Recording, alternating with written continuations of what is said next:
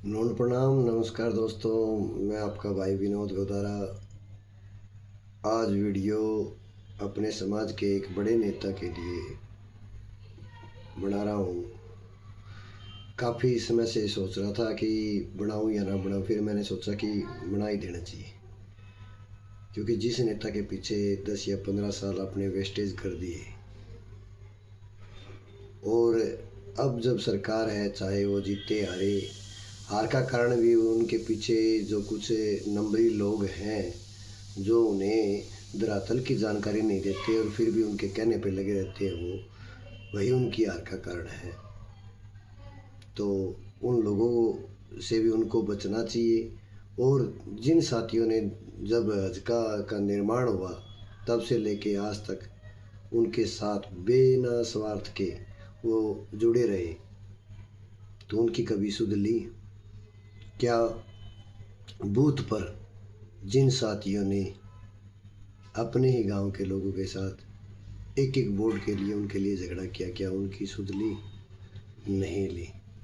और नेताजी तो विपक्षी जो इल्ज़ाम लगाते हैं उस हिसाब से तो देखा जाए तो सही कह रहे हैं कि टाइम ही कम होता है उनके पास, और रही कसर उनके साथ वाले पूरी कर देते हैं। जब नेताजी हिसार आते हैं या कहीं भी उनका दौरा होता है, तो आजकल तो सोशल मीडिया का समय है। ज़्यादातर नेता हो या विधायक या मंत्री अपडेट देते हैं कि मैं कल आ रहा हूँ, आप कोई समस्या या समाधान के लिए आप मुझसे मिलें। लेकिन पहले नेता हैं, उनके वर्कर ये करते हैं कि उनके जाने के बाद फ़ोटो डालते हैं रात को कि आज नेताजी आए थे, हमसे मुलाकात हुई। तो आपको तो उनके साथ वालों को तो डेली मिलते ही होंगे जब नेताजी कोठी पे आते हैं या फील्ड में आते हैं। तो मेरे कहने का मतलब ये है कि उनको तो एक दिन पहले करना चाहिए कि, या नेताजी ने क्या रखा उनको, भाई मैं आऊँ तो बताया मत करो, जाने के बाद बता दिया करो कि मैं आ रहा हूँ। तो नेताजी से निवेदन है कि आप इस सोच को बदलें और एक दिन पहले डालें, ताकि वही रस और वही भावना लोगों की आपसे जुड़े कि लोगों को पता लगे नेताजी आ रहे हैं तो लोग आपसे मिलने आए। और जिन साथियों ने, आप हमेशा कहते हो कि संघर्ष के साथी मेरा परिवार है, लेकिन आपने कभी उनका कोई 2-4 बंदे छोड़ के बाकी कभी उनकी सुध नहीं ली। ये सच्चाई है। उनमें से मैं भी हूँ, मैं दूसरों की क्यों कहूँ, मैं भी हूँ। क्या आपने कभी पता किया कि जिस गांव से आपके वोट तक नहीं आते थे, गिनती के वोट थे और प्योर, मतलब जिस आप कह रहे हैं विपक्षी पार्टी का काम था उस समय, उसमें हम बूथ संभालते थे, लड़ाई झगड़े होते थे और आपस में भाईचारा खराब भी हुआ है उस राजनीति के कारण। चलो अब तो राजनीति से बहुत कोसों दूर आ चुका हूँ मैं, लेकिन कहना चाहूँगा कि अभी भी सुध लीजिए, वक्त है। कुछ लोगों की वजह से या कान के कच्चों के लोगों के भड़काने के कारण और अति आत्मविश्वास के कारण एक बढ़िया नेता भव्य आने वाले हरियाणा का भविष्य है, उसको हार का सामना करना पड़ा सिर्फ उन्हीं चंद लोगों के कारण जो एक दायरा बना के उसके आसपास रहते हैं। अपनी आम भाषा में कहते हैं कूणी मार लोग, उन्हीं लोगों के कारण भव्य जी की हार हुई थी। अगर समय रहते अभी भी नहीं चाहते तो आने वाले समय में भी मुश्किलों का सामना करना पड़ेगा। हम आपके हैं, अभी भी कह रहे हैं कि हम आपके हैं, लेकिन आप ही हमें अपना नहीं मान रहे। सामाजिक जो बात है वो अलग है, राजनीतिक अलग है। तो राजनीतिक तौर पर आपको मैं यही कहना चाहूँगा नेताजी कि आपके पीछे साल खराब किए हैं, उम्र खराब की है, तो आपको कहने का हक भी हमें ही है। तो इस चीज़ को सुध में लीजिए और जो लिस्ट निकलवा लिए, जो बूथ स्तर के आपके कार्यकर्ता थे उनसे स्पेशली मीटिंग कीजिए, मिलिए उनसे, हालचाल जानिए, उनकी परेशानियां सुनिए। कुछ 20-30 लोग जो आपके, मतलब हर हलके में 5-4 लोग हैं, उनसे आप जीतने वाले नहीं हैं। ठीक है, आपको लगता होगा जो फील्ड पे जिन्होंने काम किया 8-9 साल पार्टी के लिए, उन लोगों से मिलिए।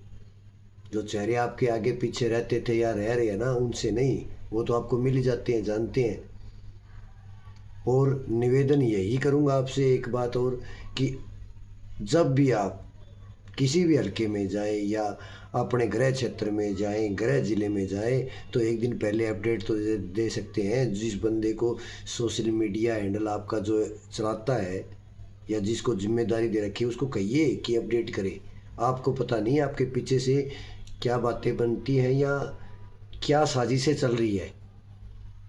ये कांड मुकांड वाली भी घटनाएं आपके साथ वाले जो कुछ खास लोग थे उनकी चलाई हुई है कि वो तो बड़े परिवार है, वो तो आए या नहीं आए, मुझे तो आना पड़ता है।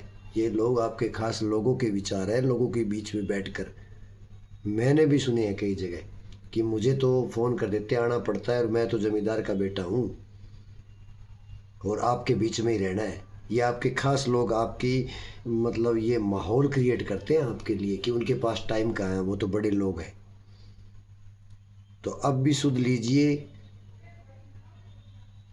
चलो, राजनीतिक गलतियां इंसान से ही होती है और आने वाला वक्त भी अब राज के अंदर हो, आप चाहे हारो जीतो कुछ भी हो, चलती तो राज वाले की है। तो बड़े काम या नौकरी तो वो कोई आपके कार्यकर्ता मांग नहीं रहे, क्योंकि उनकी तो उम्र ही निकल चुकी आपके पीछे लग लग के। छोटे मोटे काम हो उसमें भी आपके बनाए हुए नेता मीठी गोली देते हैं लोगों को। तो ऐसे नहीं चलेगा, क्योंकि ज़माना अब बहुत बदल गया नेताजी। सुध लीजिए अपने पुराने कार्यकर्ताओं की कि आपसे जुड़ के रहे, नहीं समय बदल चुका है। आने वाला समय भी आपके लिए मुश्किलों भरा रहेगा। मैं तो आशा यही करूँगा कि आप सुध लेंगे, इस चीज़ की लिस्ट बनवाएंगे, अपने पुराने कार्यकर्ताओं से मिलेंगे, जो ऊपरी लोग थे जो फील्ड में आपको दिखाई देते उनसे नहीं, जो धरातल पे जिन्होंने काम किया, मेहनत किया है, डोर टू डोर काम किया आपके साथ, उन लोगों से मिलिए, तभी बेड़ा पार होगा। और परिवार का एक बंदा तो हल्के में छोड़े रखिए, क्योंकि आने वाला समय भी अगर आप नहीं आएंगे या हल्के को खुला छोड़ेंगे तो बाहरी लोग इसका फ़ायदा उठाएंगे। हरियाणा का भविष्य भव्य है और भव्य को आप अपनी मन मर्जियों के कारण या 5-4 लोगों के कहने के कारण इतना भी इस ज़िले को ढीला मत छोड़िए कि आपको आने वाले समय में भी नुकसान हो। कुछ लोग तो ऐसे हैं आपके कि आपको पता नहीं कि क्या माहौल बना रखा है, आप तो क्या पता उनको क्या मानते हो, लेकिन उनके पीछे एक वोट नहीं है, लेकिन वो माहौल ऐसे बना रखा है आपको कि आपको लगता है कि यही सब कुछ है। तो वो उनसे वोट बन नहीं रहे हैं, उन गाँव में उन लोगों के कारण आपके वोट टूट रहे हैं। बाकी आपकी मर्जी। आशा करता हूँ आप मेरी बातों को समझेंगे। धन्यवाद, आभार, क्योंकि आप समाज के अग्रणी नेता हैं और अगर आने वाले समय में आप कामयाब होंगे तो समाज की आवाज़ एकमात्र चौधरी भजनलाल जी थे जिन्होंने हमारे समाज को नई ऊंचाइयां दी। तो उस परिवार से आप हो तो आपकी आवाज़ ही अहमियत रखती है, क्योंकि हर बंदे की, चाहे वो विधायक बन जाए, सेंटर केंद्र तक आवाज़ आप पहुंचा सकते हैं। तो इस काबिल हो आप, तो अपनी काबिलियत को पहचानो, दोबारा अपने लोगों से, अपने साथियों से, संघर्ष के साथियों के साथ जुड़ो। ठीक है, आपका दौर वापस आएगा। धन्यवाद, आभार।